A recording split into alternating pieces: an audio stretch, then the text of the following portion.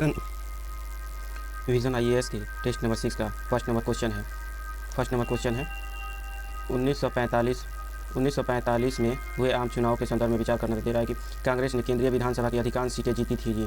तो यहाँ पर ऑप्शन नंबर ए तो सही हो जाएगा। ऑप्शन नंबर बी दे रहा है मुस्लिम लीग ने पंजाब, बंगाल और उत्तर पश्चिम सीमा प्रांत में सरकार बनाई थी।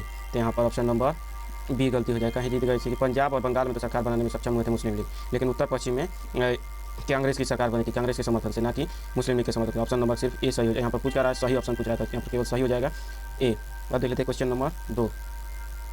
तेभागा आंदोलन के संदर्भ में विचार करना था। तेभागा आंदोलन पर विचार करने दे रहा है कि बटाईदारों ने यहाँ पर बोल रहा है कि बटाईदारों ने भूमि उपज के 1/3 हिस्से की मांग की थी। और क्वेश्चन नंबर बी दे रहा है कि ब्रिटिश सरकार ने बटाईदारों की शिकायतों को दूर करने के लिए फ्रेजर आयोग का गठन किया था। तो यहाँ पर ऑप्शन नंबर ए भी सही नहीं है, कैसे कि बटाईदारों ने 1/3 की मांग नहीं की थी, बल्कि 1/3 देने के लिए तैयार थे और 2/3 रखने के लिए मांग कर रहे थे, इसलिए ऑप्शन नंबर 1 गलती हो जाएगा। और ऑप्शन नंबर 2 भी दे रहा है ब्रिटिश सरकार ने बटाईदारों की शिकायतों को दूर करने के लिए फ्रेजर आयोग का गठन किया था। तो ये भी गलती है, कैसे फ्रेजर आयोग का गठन इस समय नहीं किया गया था। अब देखते हैं क्वेश्चन नंबर 3। खेड़ा सत्याग्रह किसके विरुद्ध शुरू किया गया था? खेड़ा सत्याग्रह पूछ रहा किसके विरुद्ध? यहाँ पर दे रहा बम्बई नमक कर के में वृद्धि के लिए। यहाँ पर ऑप्शन नंबर ए गलती हो जाएगा, नमक दर से संबंधित नहीं था खेड़ा। दूसरा नंबर दे रहा फसल बर्बादी और अकाल जैसी परिस्थितियों के बावजूद राजस्व को माफ़ न करने से, तो इससे भी यह था एक छोटा सा कारण था, लेकिन मुख्य कारण यह नहीं था। और क्वेश्चन नंबर ऑप्शन नंबर 3 है सी है यूरोपीय जमींदारों द्वारा किसानों पर नकदी फसलें उगाने पर लगाए गए प्रतिबंध। तो यह भी गलती है, कैसे कि यूरोपीय व्यापारी तो भारतीय किसानों को नकदी फसल लगाने के लिए प्रोत्साहित करते थे, यहाँ पर दे रहा प्रतिबंध करने थे। तो सरासर गलती। अब 3 गलती है, तो ऑप्शन नंबर डी ही सही हो जाएगा। ब्रिटिश अधिकारी द्वारा पारंपरिक ग्राम परिषदों के उन्मूलन से संबंधित था खेड़ा सत्याग्रह। तो ऑप्शन नंबर डी सही हो जाएगा। अब देख लेते हैं क्वेश्चन नंबर 5 है, 4 नहीं है। देसाई लियाकत योजना के संदर्भ में विचार करना है, तो विचार कर लेते हैं। केंद्रीय विधायिका में कांग्रेस और मुस्लिम लीग के समान प्रतिनिधित्व का प्रावधान करती थी। क्वेश्चन नंबर ए दे रहा है। और इसके बाद से दे रहा है कि इसने अल्पसंख्यकों के लिए किसी भी प्रकार के आरक्षण को अस्वीकार किया था। यह एकदम सरासर गलती है। देसाई लियाकत समझौते का मुख्य प्रावधान यही था कि मुस्लिमों को थोड़ा सा आरक्षण देने की बात करता था, लेकिन यहाँ पर दे रहा है कि समान प्रतिनिधित्व पर सही है और यहाँ पर, लेकिन आरक्षण को अस्वीकार करना नहीं था इसमें। तो सही क्वेश्चन पूछ रहा था, ऑप्शन नंबर केवल ए सही हो जाएगा। और क्वेश्चन नंबर 6 देख लेते हैं। हाल ही में सुर्खियों में रही वायुमंडलीय नदी को कौन सा सर्वोत्तम रूप से परिभाषित करता है?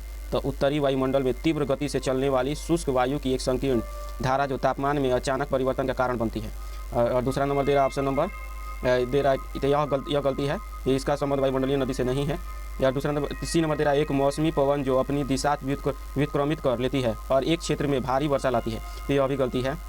और यहाँ पर दे रहा है एक घटना जहाँ ठंडी शुष्क वायु पर्वत के शिखर से तेजी से नीचे अवरोहित होती है, जिसमें स्थानीय तूफान उत्पन्न होते हैं। यह भी गलती है। यहाँ पर ऑप्शन नंबर केवल बी बचता है, जो कि आर्द्रता युक्त एक लंबी, यहाँ पर नदी के संबंध में तो एक लंबी संकीर्ण पट्टी जो उष्णकटिबंधीय क्षेत्रों से उच्च अक्षांशों तक बृहद मात्रा में जलवाष्प का परिवहन करती है। तो ऑप्शन नंबर बी ही सही हो जाएगा। यहाँ पर लंबी और संकीर्ण पट्टी से ही समझ में आता है नदी का बात हो रहा है यहाँ पर। तो इसके संबंध में देख लेते हैं कि कहीं से भी एक जलाशय होता है। मान लीजिए कि यहाँ पर ये जलाशय है, यहाँ से जलवाष्प उठा और ये एक धारा में बहते हुए ही किसी दूर क्षेत्र में एक धारा में जाता है। और मान लीजिए यहाँ पर कोई भूभाग अमेरिका में ही ज़्यादातर यह आता है, ये ज़्यादातर अमेरिका में, मान लीजिए कि उत्तरी अमेरिका में ज़्यादातर यह आता है। तो यहाँ पर देख लेते हैं कि यहाँ पर उत्तरी अमेरिका में ही ज़्यादातर यह आता है। तो यहाँ पर ये जाकर यहाँ पर वर्षा करा देता है। मान लीजिए कि इतना ही क्षेत्र पर वर्षा कराया, तो यहाँ पर देख सकते हैं कि इतना ही पतला क्षेत्र पर वर्षा कराता है, तो इसलिए वायुमंडलीय नदी का नाम दिया जाता है इसको। अब देख लेते हैं क्वेश्चन नंबर 7। स्वदेशी आंदोलन के संदर्भ में निम्नलिखित कथनों पर विचार कीजिए। स्वदेशी आंदोलन के संदर्भ में विचार कर लेते हैं। तो यहाँ पर दे रहा है यह आंदोलन 1905 में बंगाल विभाजन से शुरू हुआ था। 1905 में बंगाल विभाजन से शुरू हुआ था स्वदेशी आंदोलन। और दूसरा नंबर दे रहा है कि इस आंदोलन में समिति नामक स्वयंसेवी संगठन सक्रिय थे। समिति नामक स्वयंसेवी संगठन। और यहाँ पर तेरा महिलाओं ने पहली बार राष्ट्रीय संघर्ष में बड़ी संख्या में भाग लिया था। तो ऐसा नहीं। और ऑप्शन नंबर डी देख लेते हैं। बंगाल के बड़े जमींदारों ने स्वदेशी आंदोलन का समर्थन नहीं किया था। तो इसका ऑप्शन नंबर सी सही हो जाएगा। केवल 3 सही है जी। तो यहाँ पर राष्ट्रीय संघर्ष में यहाँ पर दे रहा है कि महिलाओं ने बड़ी संख्या में भाग लिया था, तो यह गलती है। बाकी तीनों के तीनों सही है, 1, 3 और 4 सही है। तो इसलिए ऑप्शन नंबर सी केवल सही हो जाएगा। अब देख लेते हैं क्वेश्चन नंबर 8। सहायक संधि के संदर्भ में निम्नलिखित कथनों पर विचार कीजिए। संधि के तहत भारतीय शासकों के दरबार में एक ब्रिटिश रेजिडेंट तैनात किया जाता था। संधि के तहत भारतीय शासकों के दरबार में एक ब्रिटिश रेजिडेंट तैनात किया जाता था सहायक संधि के तहत। और दूसरा नंबर दे रहा है इसे गवर्नर जनरल वारेन हेस्टिंग्स द्वारा प्रस्तुत किया गया था सहायक संधि को। और तीसरा नंबर दे रहा है अवध का शासक पहला भारतीय शासक था जो इस संधि को शामिल हुआ था। तो यहाँ पर ऑप्शन नंबर सिर्फ एक सही पूछ रहा है। यहाँ पर क्या पूछ रहा है जी? सही पूछ रहा है। तो केवल ऑप्शन नंबर एक सही हो जाएगा, केवल ये सही है। लेकिन यहाँ पर दे रहा है वारेन हेस्टिंग्स ने नहीं, इसे लॉर्ड वेलेस्ली ने आया था। और यहाँ पर दे रहा है कि अवध का शासक पहला भारतीय शासक था जो शामिल हुआ था, तो नहीं, अवध का नहीं बल्कि हैदराबाद का निजाम था जो कि पहला शासक सहायक संधि को स्वीकार किया था। अब क्वेश्चन नंबर 9 देख लेते हैं। क्वेश्चन नंबर 9 है 1857 की क्रांति के बाद 1857 की क्रांति के बाद देशी रियासतों के प्रति ब्रिटिश सरकार द्वारा कौन सा परिणामी नीतिगत उपाय अपनाया गया। तो यहाँ पर तेरा ब्रिटिशों द्वारा देशी रियासतों का विलय किया गया, ब्रिटिशों द्वारा देशी रियासतों का विलय किया जाना जारी रहा। और डी नंबर तेरा ब्रिटिशों ने देशी रियासतों के दैनिक प्रशासन में हस्तक्षेप करना बंद कर दिया। और सी नंबर, तो यहाँ पर ये दोनों गलती हो जाएगा, ऐसा कुछ नहीं था, दोनों परिवर्तन कुछ नहीं हुआ था यहाँ पर। अब देख लेते हैं क्वेश्चन सी नंबर है देशी रियासतों को पूर्ण रूप से ब्रिटिश क्राउन के अधीन कर दिया गया। तो यह भी कोई बात नहीं है कि रियासतों को पूर्णतः क्राउन के अधीन कर दिया गया। यहाँ पर दे रहा है कि राजकुमारों के उत्तराधिकारी के रूप में गोद लेने के अधिकार का सम्मान किया गया, तो यही सही है। गोद लेने के अधिकार को रोकने के कारण 1857 की क्रांति शुरू हुआ था, इसीलिए वो कारण को ही समाप्त किया गया। तो यहाँ पर ऑप्शन नंबर डी सही हो जाएगा। क्वेश्चन नंबर 9 का आंसर हो जाएगा ऑप्शन नंबर डी। अब 10 नंबर हाल ही में स्वास्थ्य एवं परिवार कल्याण मंत्रालय ने राष्ट्रीय शून्य खसरा रुबेला उन्मूलन अभियान की शुरुआत की। खसरा एवं रुबेला निम्नलिखित में से किस सूक्ष्म जीव के कारण होता है। खसरा एवं रुबेला किस सूक्ष्म जीव के कारण होता है। तो यहाँ पर दे रहा है विषाणु, कवक, जीवाणु, प्रोटोजुआ। तो सही आंसर हो जाएगा ऑप्शन नंबर ए, विषाणु के कारण होता है खसरा और रुबेला। अब क्वेश्चन नंबर 11 है। क्वेश्चन नंबर 11 है निम्नलिखित कथनों पर विचार करने देख लेते हैं। क्या पूछ रहा है, सही पूछ रहा है। सबसे पहले देखा जाता है क्वेश्चन में किस संदर्भ देखा जाता है और उसके बाद से क्या पूछा जा रहा है, सही की बोला कि गलत, उसके बाद से क्वेश्चन पढ़ा जाता है। देख लेते हैं कि भारतीय राष्ट्रीय कांग्रेस ने एक नंबर दे रहा है कि कांग्रेस ने कराची अधिवेशन में मूल अधिकारों और आर्थिक नीति पर प्रस्ताव पारित किया गया था। और दूसरा नंबर दे रहा है 1929 का लाहौर अधिवेशन जवाहरलाल नेहरू द्वारा तैयार किए गए पूर्ण स्वराज प्रस्ताव के लिए जाना जाता है। तो यहाँ पर ऑप्शन नंबर क्वेश्चन नंबर 11 का आंसर हो जाएगा ऑप्शन नंबर सी का, दोनों सही है। यहाँ पर कराची अधिवेशन जिसमें सरदार वल्लभ भाई पटेल अध्यक्ष बने थे और 1929 के तहत 1929 का समर्थन किया था, 1929 के जवाहरलाल नेहरू के पूर्ण स्वराज प्रस्ताव के लिए। क्वेश्चन नंबर 12 है हाल ही में सुर्खियों में रहा पद फोनॉन संदर्भित करता है। फोनॉन का संदर्भ किससे है। तो परमाणु नाभिक में पाया जाने वाला विद्युत आवेश युक्त एक मौलिक कण है।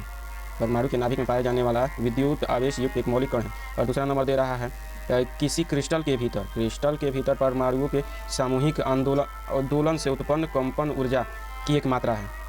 सी नंबर दे रहा है जीवित जीवों में आनुवांशिक जानकारी संचालित करने के लिए उत्तरदायी एक अणु है।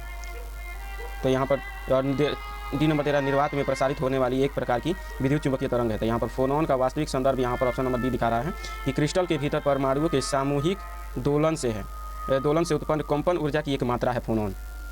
तो यहाँ पर ऑप्शन नंबर सिर्फ बी सही होगा। क्वेश्चन नंबर 12 का आंसर हो जाएगा बी।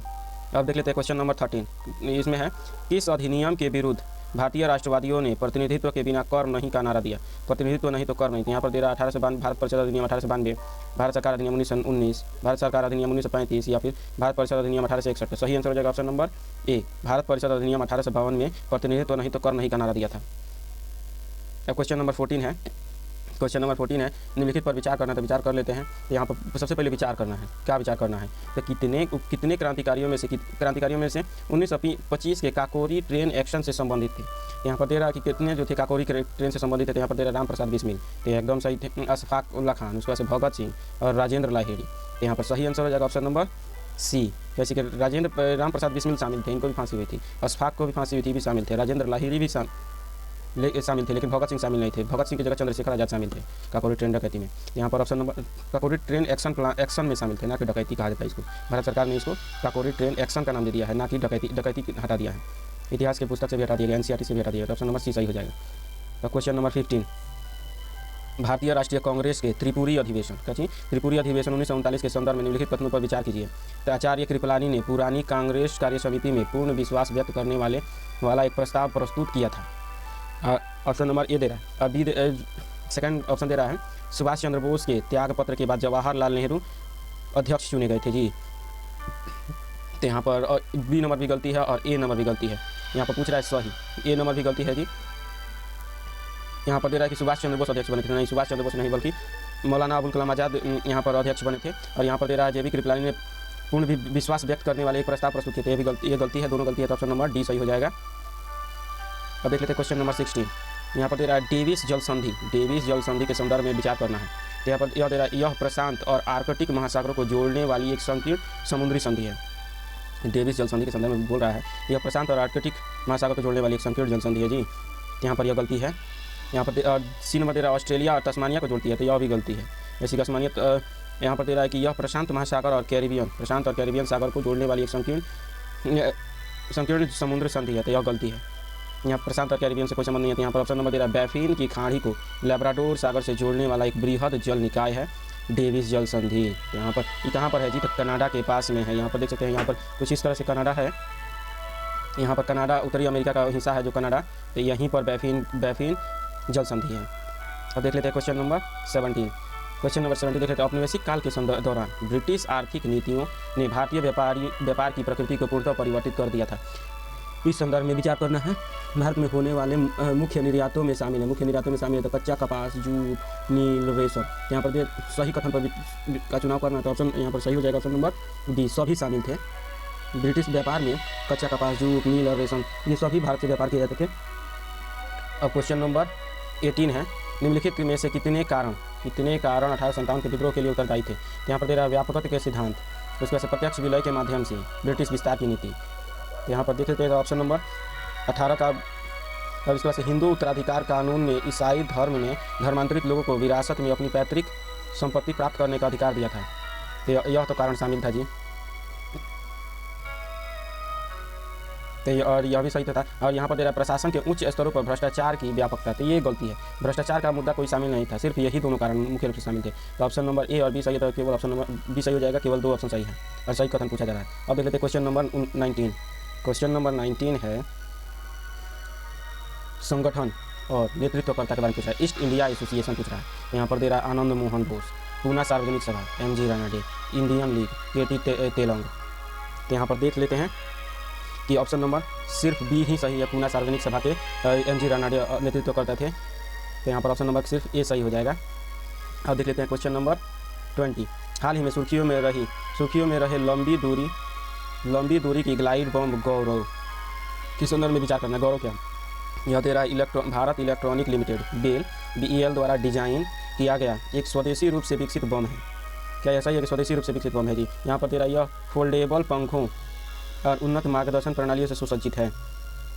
उसके बाद से दे रहा है ऑप्शन नंबर 3 है, यह उड़ान के दौरान प्रणोदन के लिए रॉकेट इंजन का उपयोग करता है। तो यहाँ पर सही कथन पूछा जा रहा था, केवल ऑप्शन नंबर 1 ए सही हो जाए, केवल एक ही सही है। अब देख लेते हैं क्वेश्चन नंबर 21। लखनऊ समझौते के संदर्भ में विचार करना है। लखनऊ समझौता 1916 के संदर्भ में विचार करना है। तो देख लेते हैं भारतीय राष्ट्रीय कांग्रेस और मुस्लिम लीग दोनों ने राजनीतिक सुधारों की एक संयुक्त योजना प्रस्तुत की। और इसके बाद से दे रहा है दोनों संगठनों ने मुसलमानों के लिए पृथक निर्वाचन मंडल के प्रावधान को अस्वीकार करने पर सहमति व्यक्त की। तो यहाँ पर ऑप्शन नंबर ए तो सही हो जाएगा, कैसे कि दोनों ने संयुक्त बैठक की थी लखनऊ 1916 के लखनऊ अधिवेशन में, लेकिन यहाँ पर दे रहा है कि अस्वीकार किया था पृथक निर्वाचन को, तो यह गलती है, दोनों ने स्वीकार कर लिया था। इसलिए मदन मोहन मालवीय नाराज हो गए थे और उनका कहना था कि पृथक निर्वाचन प्रणाली नहीं होना चाहिए, कांग्रेस ने कि अन्य सदस्यों ने इसे स्वीकार कर लिया। अब देख लेते हैं question number 22। Low level transportable radar Ashwini के संदर्भ में विचार करना है। यहाँ पर दे रहा है इसे केवल 30 मीटर की ऊंचाई तक के कम ऊंचाई वाले हवाई लक्ष्यों का पता लगाने के लिए डिजाइन किया गया है। और इसके बाद से दे रहा है low level transportable radar Ashwin के संदर्भ में विचार करना है। तो देख लेते हैं। तो यहाँ पर दे रहा है कि तो यह क्या ऐसा ही है, तो यहाँ पर पूछा क्या जा रहा है, सही पूछा जा रहा है, यह तो गलती है। अब यहाँ पर देख लेते हैं सेकंड नंबर, यह केवल मानव रहित UAV जैसे धीमी गति से उड़ने वाली हवाई लक्ष्यों का ही पता लगा सकता है जी, और तेज गति वाले लड़ाकू विमानों का नहीं। तो यह गलती है, कैसे कि यह तेज गति वाले लड़ाकू विमानों का भी पता लगा सकते हैं। तो ऑप्शन नंबर ए भी गलती है, बी भी गलती है, तो ऑप्शन नंबर डी सही हो जाएगा। अब देख लेते हैं क्वेश्चन नंबर 23 दे रहा है अखिल भारतीय तिलक मेमोरियल स्वराज कोष निम्नलिखित में से किस आंदोलन के लिए धन जुटाने के लिए उद्देश्य बनाया गया था। तो यहाँ पर देख सकते हैं तिलक मेमोरियल स्वराज कोष। तो तिलक स्वराज कोष आप लोग देख सकते हैं कि यह क्या स्वदेशी आंदोलन से, तो उस समय तो तिलक तो शामिल थे, लेकिन तिलक इतने प्रसिद्ध नहीं हुए थे उस समय कि उनके नाम पर कोष गठित किया जाता है। यहाँ पर तेरा सविनय के संदर्भ में उनकी मृत्यु हो चुकी थी, तो यहाँ पर यह भी नहीं सही होगा। भारत छोड़ो आंदोलन, तो यह भी नहीं होगा, तो ऑप्शन नंबर केवल बी सही हो जाएगा। असहयोग आंदोलन के समय तिलक मेमोरियल स्वराज कोष का गठन किया गया था जब उनकी मृत्यु के बाद। अब देख लेते हैं क्वेश्चन नंबर 24। क्वेश्चन नंबर 24 है वर्नाक्यूलर प्रेस एक्ट 1878 के संदर्भ में विचार करना है। विचार कर लेते हैं। यह केवल भारतीय भाषा के समाचार पत्रों के विरुद्ध था जी। और दूसरा नंबर दे रहा है इसमें यह प्रावधान किया गया था कि यदि सरकार को लगता है कि कोई समाचार पत्र देशद्रोह की सामग्री प्रकाशित करता है तब उसकी प्रिंटिंग प्रेस, कागज और अन्य सामग्रियां जब्त कर ली जाएंगी। तो 1 और 2 तो दोनों सही है। देखिए सी नंबर दे रहा है, इसे 1885 के लॉर्ड लिटन द्वारा निरस्त किया था। ये गलती है, कैसे कि इसको लॉर्ड रिपन द्वारा निरस्त किया गया था, ना कि लॉर्ड लिटन द्वारा। तो यहाँ पर ए और बी सही है, 1 और 2 सही है, तो ऑप्शन नंबर ए सही हो जाएगा। अब क्वेश्चन नंबर 25 देख लेते हैं। क्वेश्चन नंबर 25 है, इस विद्रोह की शुरुआत भागलपुर और राजमहल के बीच के क्षेत्र में हुई थी। यहाँ पर पूछा जा रहा है, अच्छा यहाँ पर देख लेते हैं कौन सा का पूछ रहा है जी।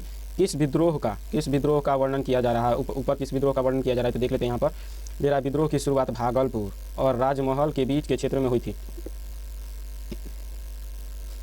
और दूसरा नंबर दे रहा है, जमींदारों के विरुद्ध विद्रोह किया गया जिन्हें साहूकारों, राजस्व अधिकारियों, अदालतों और पुलिस का समर्थन प्राप्त था।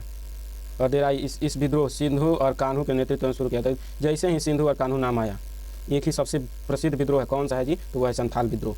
ये दोनों कारण तो थोड़ा सा कॉमन लगते हैं, पहाड़िया विद्रोह से यह भी संबंधित था, और यहाँ पर ही तो सब के सब का अधिकांश जनजातीय आंदोलनों में यह कारण रहा था। लेकिन मूल रूप से देखा जाए तो यही कारण है जो कि बता देता है कि हम संथाल विद्रोह से जुड़े हुए थे। अब क्वेश्चन नंबर 26 देख लेते हैं। वह एक राष्ट्रवादी क्रांतिकारी और स्वतंत्रता सेनानी थे। यहाँ पर देख लेते हैं कि किस व्यक्ति के बारे में यहाँ पर क्वेश्चन दे रहा है, किस व्यक्तित्व का चर्चा की जा रही है। तो यहाँ पर दे रहा है स्वतंत्रता सेनानी थे, और वह दे रहा है 1913 में स्थापित गदर पार्टी के संस्थापक सदस्य थे। गदर पार्टी के संस्थापक, इसके महासचिव के रूप में भी कार्य किया था। तो देख सकते हैं कि गदर पार्टी का महासचिव स्थापित करके महासचिव भी कौन बने थे, उन्होंने अमेरिका में औद्योगिक यूनियनवादी या भाग लिया। Industrial workers of the world के सैन फ्रांसिस्को शाखा के सचिव के रूप में भी कार्य किया उन्होंने। उनकी रचना कौन कौन सी थी, ये रचना थी उनकी social contest of Hindu race, 44 month in Germany and Turkey. उसके बाद से द बोधिसत्व डॉक्ट्रिन, उसके बाद से traveller religions and modern life, ये सब शामिल थे। तो यहाँ पर अन्य सभी कारण तो बता नहीं सकते हैं, मतलब कि सब ये पुस्तक का नाम तो शायद याद न रह पाए, इसके कारण नहीं पता चलेगा। लेकिन यहाँ पर और सभी कारण बता ना पाए, लेकिन यहाँ पर महासचिव जो बने थे, तो महासचिव कौन था जी, इसी से देखकर पता चल जाएगा। लाला हरदयाल जो थे महासचिव बने थे, गदर पार्टी के संस्थापक रहे थे। तो यहाँ पर ऑप्शन नंबर ए सही हो जाएगा, 26 का ए सही हो जाएगा। लाला हरदयाल के संदर्भ में इस बात किया जा रहा है। अब क्वेश्चन नंबर 27 यहाँ पर है, केंद्रीय प्रदूषण नियंत्रण बोर्ड के संदर्भ में नीली श्रेणी के उद्योग का तात्पर्य। नीली श्रेणी के उद्योग अर्थात ब्लू श्रेणी का उद्योग किसको कहा जाता है, दे रहा है कि न्यूनतम प्रदूषण, क्या ये न्यूनतम प्रदूषण वाले नीले उद्योग में आते हैं। भूमि भराव करने वाले, मतलब कि बायो माइनिंग जैसे पर्यावरणीय सेवाएं, ये ब्लू में आते हैं जी। और यहाँ पर दे रहा है क्वेश्चन, हानिकारक रसायनों के विनिर्माण में संलग्न उद्योग, तो ये तो ब्लैक में आ जाते हैं। तो यहाँ पर दे रहा है सभी प्रकार के पर्यावरणीय विमानन से छूट प्राप्त उद्योग, तो यह गलती कैसे कि यह नहीं है, ये तो ब्लैक है। तो यहाँ पर ऑप्शन नंबर बी ही सही हो जाएगा। अर्थात कचरे को समाप्त करने की विविध विधियों को, जैसे भूमि में डाल देना, बायो माइनिंग का मतलब कि कचरे को खानों में भर देना, तो इसको ब्लू उद्योग कहा जाता है। अब क्वेश्चन नंबर 28, जाति व्यवस्था के विरोध में मानव जाति के लिए कोई जाति नहीं। जाति व्यवस्था के विरोध में मानव जाति के लिए कोई जाति नहीं, कोई धर्म नहीं, कोई ईश्वर नहीं का नारा किस नेता ने दिया था। तो यहाँ पर आंसर हो जाएगा option number D, Kumbhal थुपरम्बु Ayyappan ने, इसको कुंभल थुम्पु अयप्पन ने यह कहा था कि मानव जाति के लिए कोई जाति नहीं, कोई धर्म नहीं, कोई ईश्वर नहीं का नारा दिया था। अब देख लेते हैं क्वेश्चन नंबर 29।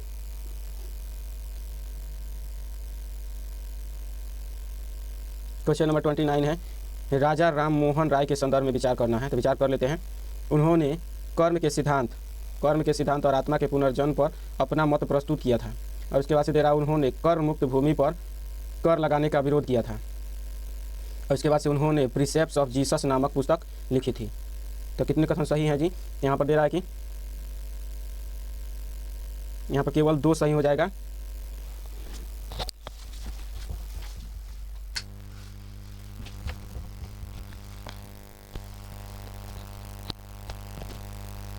राजा राम मोहन राय के संदर्भ में विचार करना था, तो उनके आत्मा के पुनर्जन्म पर अपना मत प्रस्तुत किया। उन्होंने कर्म मुक्त भूमि पर कर लगाने का विरोध किया, तो ऐसा इससे कुछ संबंधित नहीं था। ये दोनों कथन सही हैं, तो ऑप्शन नंबर 1 और 3 सही हो जाएगा, तो केवल ऑप्शन नंबर बी सही हो जाएगा, केवल 2 कथन सही हैं। अब क्वेश्चन नंबर 30, निम्नलिखित समाज सुधारकों में से कौन लोकहितवादी के नाम से लोकप्रिय है। लोकहितवादी के नाम से लोकप्रिय कौन है जी, यहाँ पर दे रहा है गोपाल हरि देशमुख, नारायण मल्हार जोशी, गोपाल गणेश आगरकर, ज्योतिबा फूले। तो यहाँ पर सही आंसर हो जाएगा option number A, Gopal Hari Deshmukh Lokhitwadi के नाम से लोकप्रिय थे, लोकहितवादी गोपाल हरि देशमुख। अब देख लेते हैं क्वेश्चन नंबर 31, कभी कभी सुर्खियों में रहने वाले light super solid. Light super solid से तात्पर्य है पदार्थ की वह अवस्था जहाँ प्रकाश निश्चित परमाणु स्थितियों के तहत एक पारंपरिक ठोस के रूप में व्यवहार करता है। और देख लेते हैं क्वेश्चन नंबर सेकंड है एक क्वांटम अवस्था जो प्रकाश पदार्थ युग्मन के माध्यम से क्रिस्टलीय संरचना और सुपर फ्लूइड जैसे प्रवाह को सुयोजित करता है। तो यहाँ पर ऑप्शन नंबर सी दे रहा है तीव्र लेजर पदार्थ अंतःक्रिया द्वारा निर्मित। ये तो दूर दूर से संबंधित नहीं है। यहाँ पर दे रहा उच्च तीव्र वाली प्रकाश किरण, तो यह भी संबंधित नहीं है। यहाँ पर ऑप्शन नंबर बी सही हो जाएगा कि क्वांटम अवस्था जो यहाँ पर लाइट सुपर सॉलिड का संदर्भ है। क्वांटम अवस्था जो प्रकाश पदार्थ युग्म के माध्यम से क्रिस्टलीय संरचना और सुपर फ्लूइड जैसे प्रवाह को सुसंयोजित करती है। तो ऑप्शन नंबर बी सही हो जाएगा। और देख लेते हैं क्वेश्चन नेक्स्ट क्वेश्चन है 32 भगवत गीता और नाट्यशास्त्र को memory of the world register में शामिल किया गया निम्नलिखित संगठनों में से कौन सी memory of the world register का अनुरक्षण करती है। तो यही तो पूछ रहा है क्वेश्चन का है। तो यह पूछ रहा है कि memory of the world register का अनुरक्षण कौन करता है। तो यहाँ पर दे रहा है अंतर्राष्ट्रीय स्मरण और स्थल परिषद आइकोमोस, या फिर अंतर्राष्ट्रीय संग्रहालय परिषद आइकोम, या फिर संयुक्त राष्ट्र यूनेस्को, या फिर UNDP। तो सही आंसर हो जाएगा ऑप्शन नंबर सी, यूनेस्को इसको देखरेख करता है। Memory of the world register का अनुरक्षण यूनेस्को करता है। तो ऑप्शन नंबर सी सही हो जाएगा। और क्वेश्चन नंबर 33 इवोल्यूशंस कार्यक्रम के संदर्भ में विचार करना है। इवोल्यूशंस कार्यक्रम के संदर्भ में विचार कर लेते हैं। तो यहाँ पर दे रहा है कि इसे इलेक्ट्रिक वाहन क्षेत्र में नवाचार करने वाले स्टार्टअप्स का समर्थन करने के उद्देश्य से शुरू किया गया था। जी, इलेक्ट्रिक वाहन क्षेत्र के में नवाचार करने वाले स्टार्टअप्स का समर्थन करने के उद्देश्य से। यहाँ पर दे रहा है भारी उद्योग में और सार्वजनिक उद्यम मंत्रालय की एक पहल है। और यहाँ पर कुछ क्या पूछ रहा है, सही कथन पूछ रहा है। तो अब यहाँ पर केवल एक सही है कि इसे इलेक्ट्रिक वाहन क्षेत्र में नवाचार करने वाले स्टार्टअप का समर्थन करने के लिए शुरू किया गया है। लेकिन बी नंबर दे रहा है भारी उद्योग मंत्रालय द्वारा। तो नहीं, यह गलती है। भारी उद्योग मंत्रालय द्वारा इवोल्यूशन कार्यक्रम शुरू नहीं किया गया। तो ऑप्शन नंबर केवल ए सही हो जाएगा। अब देख लेते हैं क्वेश्चन नंबर 34 आधुनिक भारतीय इतिहास के संदर्भ में मैडम HP ब्लास्ट की और यहाँ पर दे रहा है कर्नल HS ऑलकॉट किससे जुड़े हुए थे। जी, यहाँ पर देख कर ही समझ में आता है ये रामकृष्ण मिशन। तो ये तो स्वामी विवेकानंद से जुड़े, ये तो स्वामी विवेकानंद। यहाँ पर दे रहा बंगाल में स्वदेशी आंदोलन। तो ये तो सरासर नहीं हो सकता है। यहाँ पर दे रहा थियोसॉफिकल सोसाइटी, और यहाँ पर डेक्कन एजुकेशन सोसाइटी। तो ये तो रानाडे से संबंधित है। यहाँ पर दे रहा थियोसॉफिकल सोसाइटी ही हो जाएगा। ऑप्शन नंबर सी सही हो जाएगा 34 का। अब देख लेते हैं क्वेश्चन नंबर 35 बंगाल की खाड़ी के तट पर स्थित शहर को 1639 में एक स्थानीय राजा द्वारा कंपनी को पट्टा दिया गया था। राजा ने भुगतान करने वाली शर्त पर ईस्ट इंडिया कंपनी को इस स्थान की किलेबंदी करने, इसका प्रशासन करने और सिक्के ढालने की अनुमति दी थी। तो यहाँ पर कहाँ का बात हो रहा है जी? तो निम्नलिखित शहरों में से किसका वर्णन है जी? तो यहाँ पर दे रहा मसूलीपट्टनम, सूरत, बालासोर, मद्रास। सही आंसर हो जाएगा ऑप्शन नंबर डी, मद्रास में यह दिया गया था ऐसा। क्वेश्चन नंबर 36 है 1858 से 60 के नील विद्रोह के संदर्भ में विचार करना है। नील के किसानों ने बगान मालिकों के खिलाफ विद्रोह करने के लिए लठियाल नामक समूह बनाया था। तो नील विद्रोह में लठियाल समूह बना था जी। और यहाँ पर दे रहा है ऑप्शन नंबर सेकंड है ईसाई मिशनरियों ने नील के किसानों को सक्रिय समर्थन दिया। और यहाँ पर दे रहा है ऑप्शन नंबर 3 दे रहा है नील उत्पादन की प्रणाली की जांच करने वाले नील आयोग ने बगान मालिकों को दोषी ठहराया था। यहाँ पर सही नहीं बल्कि क्या पूछ रहा था, गलती पूछ रहा है। तो यहाँ पर ऑप्शन नंबर भी सही हो जाएगा। केवल एक ही सही है, ये लठियाल समूह बना था, ये ठीक है। लेकिन मिशनरियों ने समर्थन कर दिया हो अंग्रेजों के विरुद्ध, कभी हो सकता है। यहाँ पर भी दे रहा है कि बगान मालिकों को दोषी ठहराया गया था नील आयोग ने। ये भी ऐसा नहीं है कि दोषी ठहरा दिया था, थोड़ा सा राहत देने का सिफारिश किया, लेकिन दोषी नहीं ठहराया। तो ऑप्शन नंबर केवल बी एक सही है। तो ऑप्शन नंबर बी सही हो जाएगा। अब देख लेते हैं क्वेश्चन नंबर नेक्स्ट क्वेश्चन है 37 निम्नलिखित घटनाओं पर विचार कीजिए। निम्नलिखित घटनाओं पर विचार कीजिए। सरकार द्वारा पंजाब के विभाजन को लागू करना, राष्ट्रीय शिक्षा परिषद का गठन करना, कर्जन द्वारा भारतीय विश्वविद्यालय अधिनियम पारित करना। यहाँ पर दे रहा है उपर्युक्त घटनाओं का सही कालानुक्रमिक क्रम है। तो यहाँ पर 37 का आंसर हो जाएगा ऑप्शन नंबर सी। सबसे पहले कौन घटना हुई थी जी? तो कर्जन द्वारा भारतीय विश्वविद्यालय अधिनियम लाया गया था। उसके बाद से बंगाल के विभाजन को लागू किया गया। उसके बाद से राष्ट्रीय शिक्षा परिषद का गठन हुआ था। यहाँ पर 3, 1, 2 सही हो जाएगा। क्वेश्चन नंबर 38 प्रायः सुर्खियों में रहे नरवेल के संदर्भ में विचार करना है। विचार कर लेते हैं। ये समुद्री स्तनधारी हैं। नरवेल समुद्री स्तनधारी हैं। ये समशीतोष्ण जल में पाए जाते हैं। इसके बाद से दे रहा है कि ये सामान्य तौर पर हिंद महासागर में पाए जाते हैं। तो यहाँ पर ऑप्शन नंबर 38 का आंसर हो जाएगा ऑप्शन नंबर ए। केवल एक सही है, ये समुद्री स्तनधारी है। नरवेल जो है समुद्री स्तनधारी है, ठीक है। लेकिन ये समशीतोष्ण जल में पाए जाते हैं, ऐसा कुछ नहीं है। उष्णकटिबंधीय जल में पाए जाते हैं। और यहाँ पर दे रहा है ये सामान्य तौर पर हिंद महासागर में पाए जाते हैं। तो ये गलती है, जैसे कि सामान्य तौर पर प्रशांत महासागर में ज़्यादातर पाए जाते हैं। यहाँ पर तो देख लेते हैं क्वेश्चन नंबर 39। राष्ट्रीय सांख्यिकी कार्यालय ने अपनी वार्षिक रिपोर्ट, कौन सा है जी, वार्षिक रिपोर्ट का नाम ऊर्जा सांख्यिकी भारत 2025 पर विचार कर लेना है। एनएसओ ने ऊर्जा सांख्यिकी भारत 2025 रिपोर्ट जारी किया, उसके संदर्भ में विचार करना है और विचार करके क्या बताना है, तो सही कथन बताना है। तो देख लेते हैं, औद्योगिक क्षेत्र भारत में सबसे बड़ा ऊर्जा उपभोक्ता है। तो ये बोल रहा है कि औद्योगिक क्षेत्र सबसे बड़ा ऊर्जा उपभोक्ता है जी। दूसरा नंबर दे रहा है, पिछले एक दशक में भारत की प्रति व्यक्ति ऊर्जा खपत में 20% से अधिक की वृद्धि हुई है। तो यहाँ पर सही आंसर हो जाएगा ऑप्शन नंबर सिर्फ 1। ऐसी उद्योग क्षेत्र तो सबसे बड़ा उपभोक्ता है ऊर्जा का, लेकिन यहाँ पर दे रहा है कि 20% से अधिक की वृद्धि, ऐसा कुछ नहीं है। अब देख लेते हैं क्वेश्चन नंबर 40। निम्नलिखित घटनाओं को उनके घटित होने के कालानुक्रम में व्यवस्थित कीजिए। तो काल में व्यवस्थित करना है। सबसे पहले कौन हुआ था यहाँ पर, टीपू सुल्तान की मृत्यु, मोहम्मद शाह की मृत्यु, करनाल का युद्ध और बक्सर का युद्ध।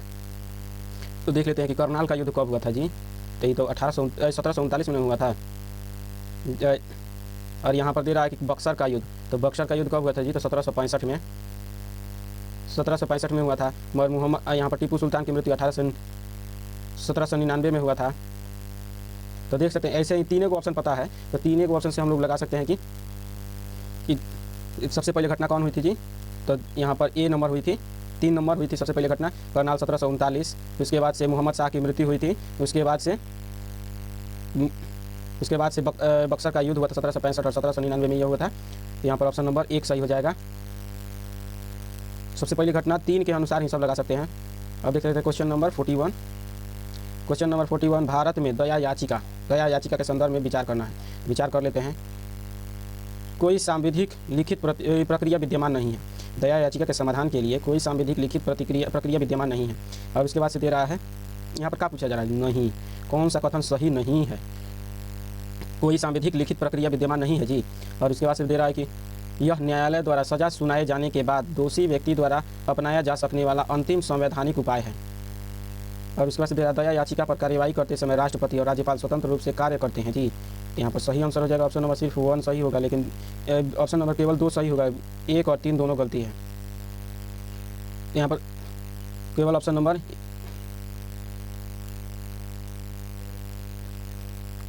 यहाँ पर ऑप्शन नंबर 3 गलती है, लेकिन 1 और 2 दोनों सही है कि विद्यमान नहीं है।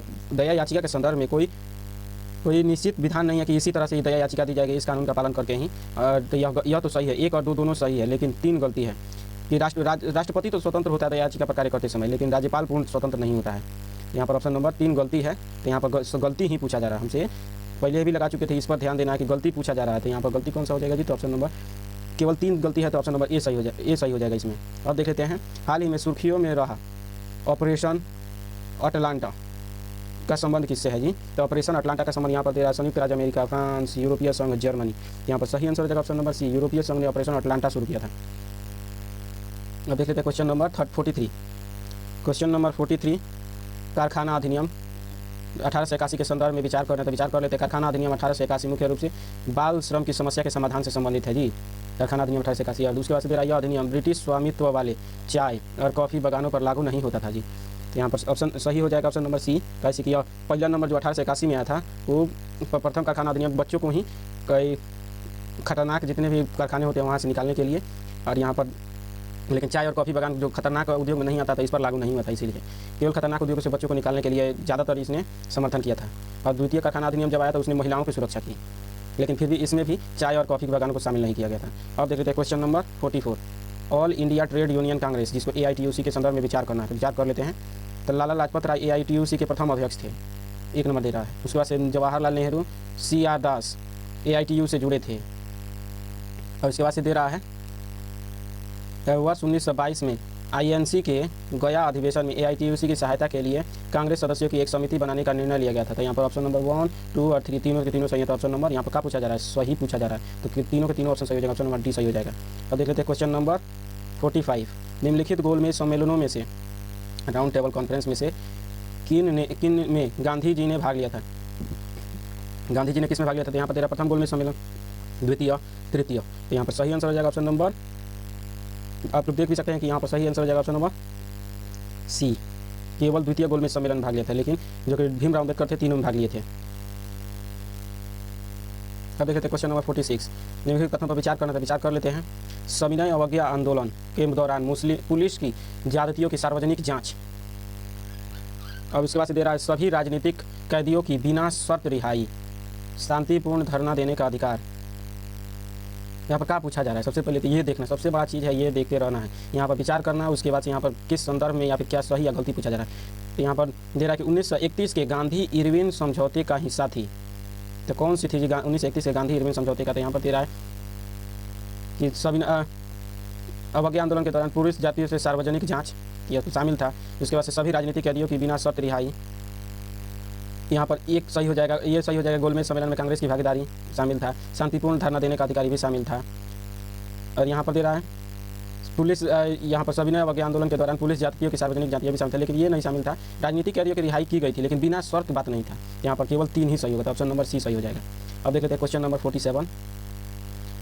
चीन-सूरा का युद्ध भारत में क्या कर रहा है जी? चीन-सूरा का युद्ध भारत में यूरोपीय शक्तियों के बीच संघर्ष के निर्णायक युद्धों में से एक था। चीन-सूरा का युद्ध यूरोपीय शक्तियों के बीच संघर्ष के निर्णायक युद्धों में से एक था। यह युद्ध किन देशों की सेनाओं के मध्य लड़ा गया था? यहाँ पर देखिए चीन-सूरा का युद्ध किन देशों की सेनाओं के बीच लड़ा गया था? तो यहाँ पर डच और ब्रिटिश के बीच लड़ा गया था यह। और इसी युद्ध के बाद डच पराजित हुए और वे भारत से विदा हो गए और जाकर इंडोनेशिया में अपना स्थायी उपनिवेश बना लिया, भारत छोड़ दिए। अब देख लेते हैं हाल ही में कन्नडिपया नामक जनजातीय हस्तशिल्प को GI दिया गया है।